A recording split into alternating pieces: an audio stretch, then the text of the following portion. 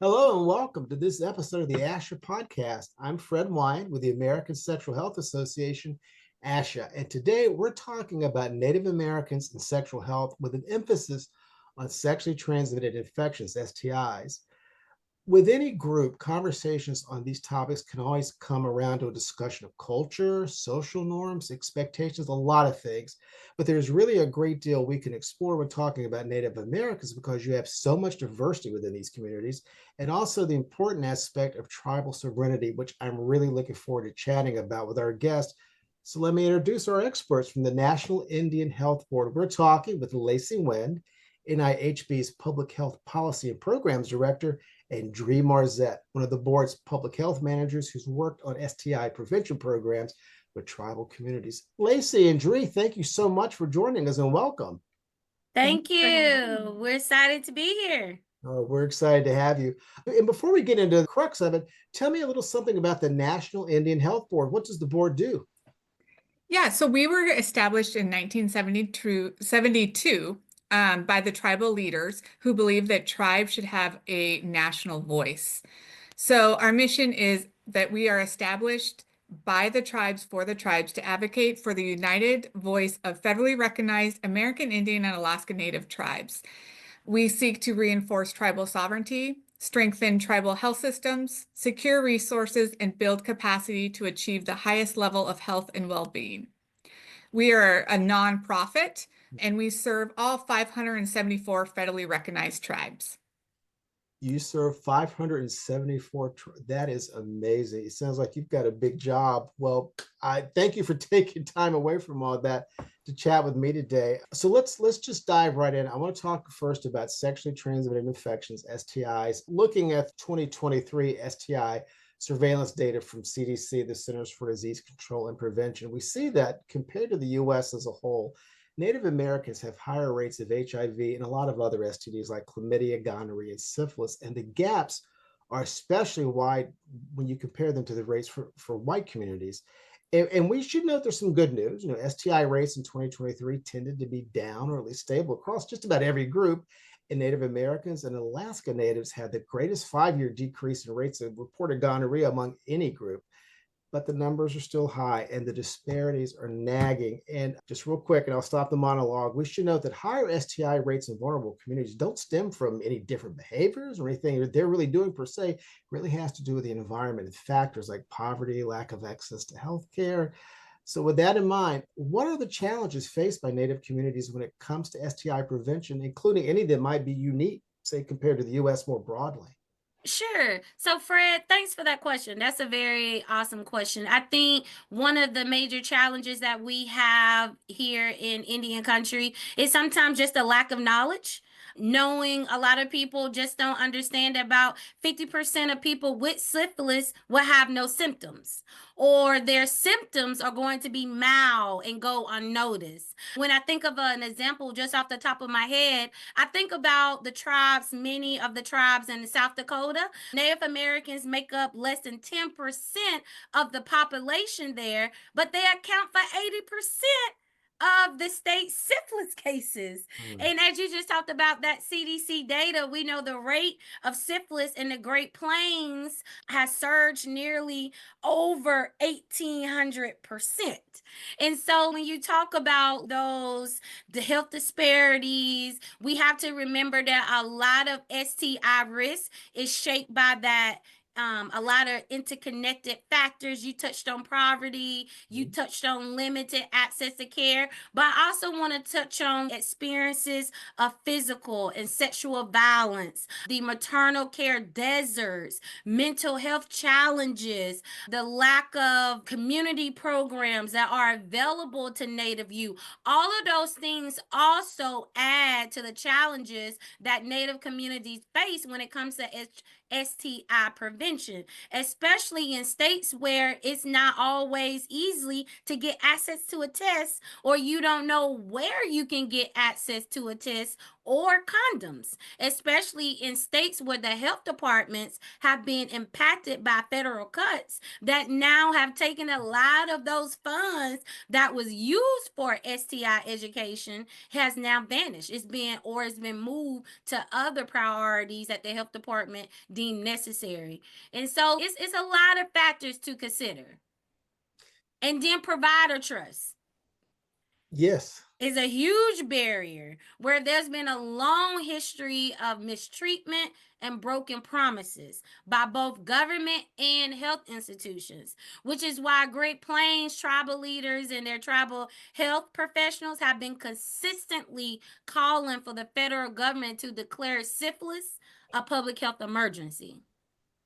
Okay, so you're really segueing to my next question. What do you think we need to do to really address these challenges and work on these numbers? We need to emphasize that anyone that's sexually active is at risk. And we also need a systemic approach. We need investments, more investment into our rural healthcare infrastructure. How many times have we heard about people saying that a lot of physicians are stretched thin and they just can't get to the different clinics? Telehealth, bandwidth. A lot of our rural areas don't have the ability to be able to take advantage of telehealth because they don't usually have internet access. So all of that is important. Addressing sexually transmitted infections in Native communities is going to require more than just clinical care. It's going to require understanding of Native history, culture, traditions, those socioeconomic factors, understanding the holistic approaches of how those communities operate, how they serve, taking a good look at the data, the gaps in the data, how we can have more data sharing agreements across organizations and health departments and providers to get the most relevant data so that we can deploy the best resources when needed. If there's an outbreak or we are seeing an increase in cases by a certain zip code, we have to strengthen the Indian health system by expanding our workforce and scaling up tools like at-home testing and partner treatment. There's just it's not going to be a one solution fits all, because no tribal community is the same, and not all approaches are going to work, because you have to consider people, and every community is going to have that individual behavior that they're going to have to consider, in addition to their capacity and what resources are readily available or can be made available to those individuals most in need. You touched on so much there, but one thing really stood out. You mentioned at-home test. CDC, whenever they release these surveillance reports, they always talk about things we need to do a better job of meeting people where they are, going to them rather than just letting them come to us. And this idea of at-home tests is one way that I think that the field is kind of is looking at that people can actually take literally tests at home, as the name says, rather than having to go to a clinic. And also things like maybe mobile clinics or just getting out into the community and just thinking of non-traditional venues to provide services for people. I think that's it exactly. And I just, when you mentioned at-home testing, that's where my mind went. So thank you for bringing that. And let me just throw this in there. I'm just gonna, because we work very closely with the Indian Health Service. You can visit any Indian Health Service facility or contact your tribal health department. You can check their websites or call, and they more than likely will have tests available for you. That the I Want the Kit offers free STI testing kits for people in Arizona and Baltimore. I Know Mine provide free testing kits and educational materials to Native youth in Alaska. And just Eastern Band of Cherokee Indians have a syringe service program where they also provide free testing kits, as well as offer free harm reduction services. So let me ask, if you were going to give some quick tips around STIs to the Native communities you serve, just like here are 2, 3, or whatever things I really want to get across to you, what would that be? Use condoms every time. Condoms are one of the best ways to reduce your risk of getting and spreading STIs. Even if you trust your sneaky link or your friend. You know, remember that many STIs don't show symptoms. So use condoms every time. It's okay. The best sex is the safe sex. Lil Wayne said it best. And he got an Academy Award for that album. So we can trust Lil Wayne there. Also, learn about sexual health and how it affects your community. Understanding what STIs are, how HIV can be spread, can help you make better informed choices, in my opinion. It can also protect yourself and others. When more people in the community are educated, then more people will be healthier.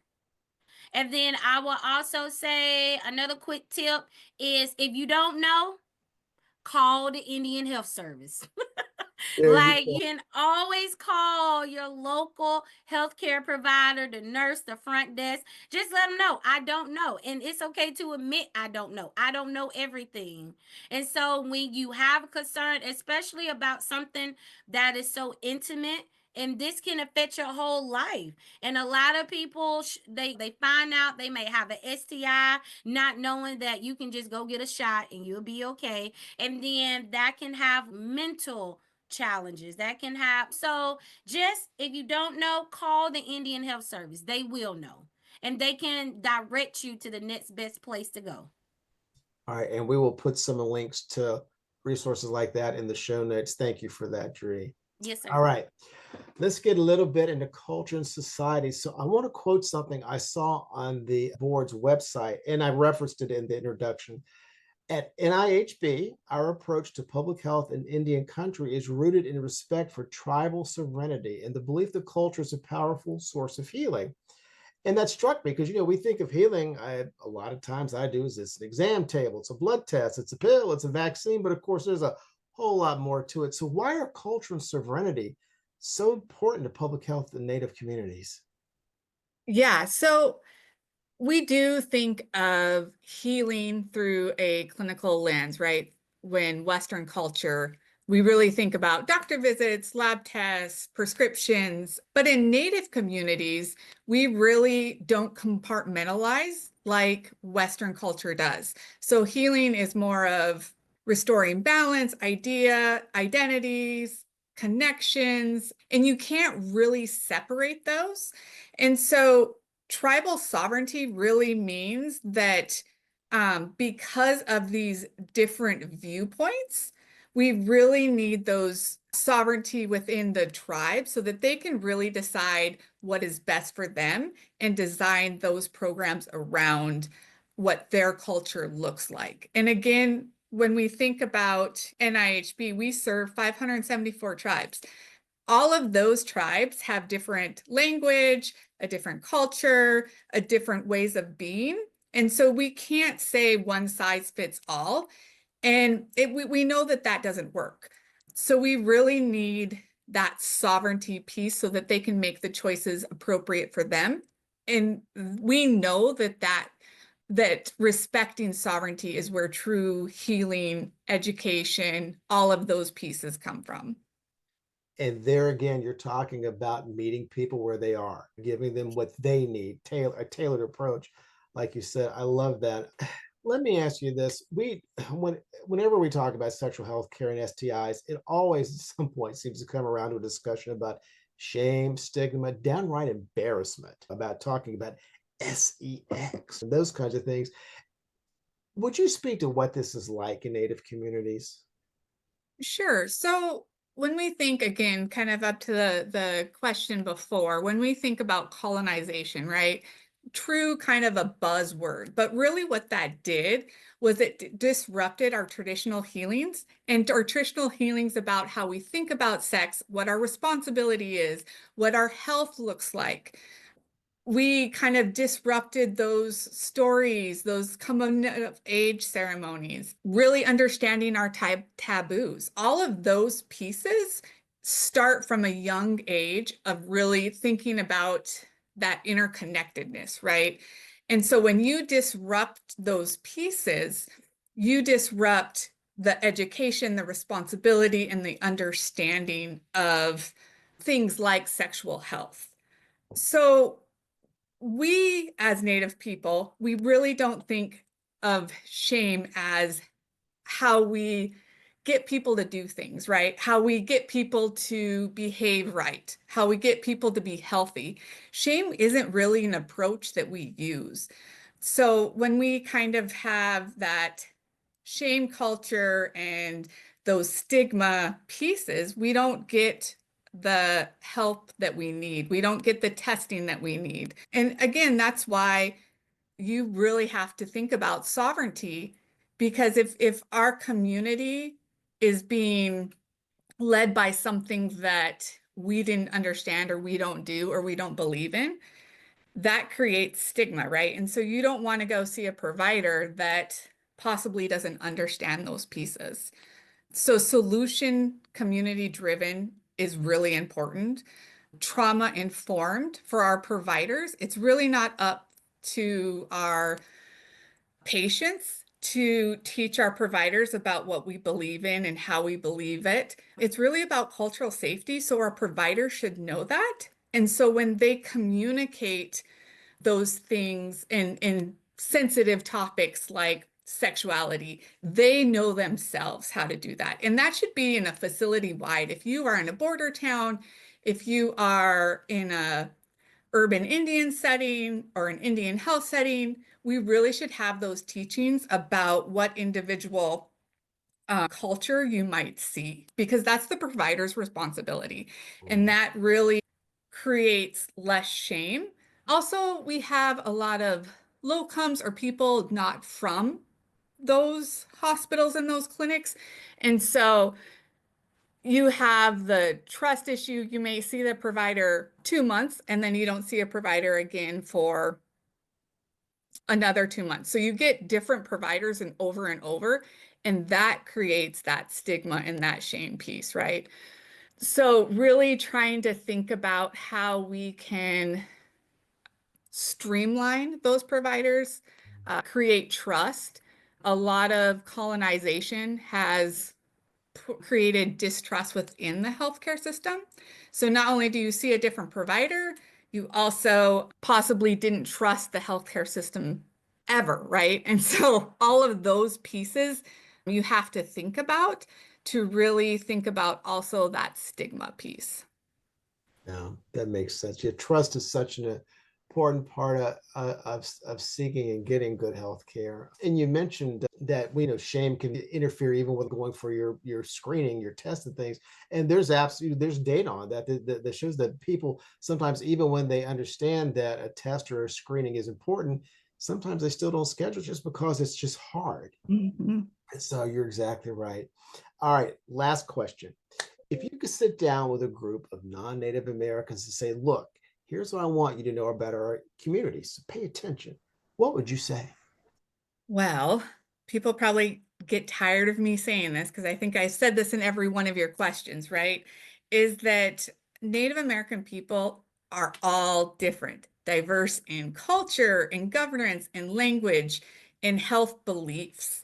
And so I think that is always the starting point to never assume, right? Also, to make that even more complicated because of assimilation, that some people don't, they practice a different religion than their native religion. Some people maybe don't know their culture at all. So also not to make an assumption, and those being your starting points. Also, when we kind of talked about with the other questions too, health isn't just physical in our minds, in our tribal communities, it's spiritual, it's emotional, it's relational, it's all interconnected.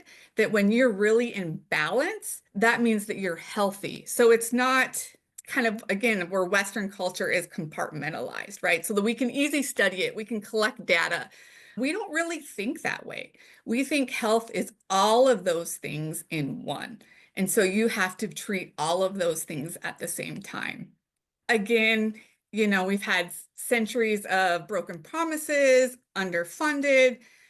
Those pieces have really created a disadvantage in resources and health outcomes, created systematic barriers. Also, STI is really driven by grants, right? So you have a starting point and you have a ending point. You have certain deliverables to to meet, and where that really, when we think about Western culture of really taking things in compartmental. And so really funding through grants is really a disadvantage, especially in something like STI.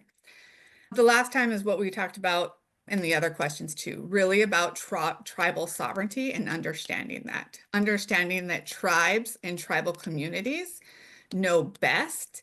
And the more that tribal communities do it their way, communicate it their way, people are going to be safer and healthier. You know, as I was listening to you, it's so frustrating because we have all these challenges and barriers, and ultimately STIs are largely preventable. It's certainly very manageable in most cases, and we've got all this stuff that we're just not addressing as well as we could. It's one of the lines I've used over the years is we have the means to do better, just do we have the will? Yeah. Right. But when I talk to two people like you, I can see that you've got the will, and I can't thank you enough. Your passion is infectious here. So thank you for sharing that, as well as all of your insights. We've been talking with Lacey Wind and Dree Marzette with the National Indian Health Board. I mean, I learned a lot, and hopefully this will be a way for us to get the conversation started about Native Americans and sexual health and overall health. I know there's a lot more we can get into, but thank you for getting us started with this. And we will link to your organization in the show notes. And dear listeners, check this out. They have a lot of good information there. It's a really, really great website. So thank you both, Lacey and Dree. You're awesome. I appreciate you so much. Thank you.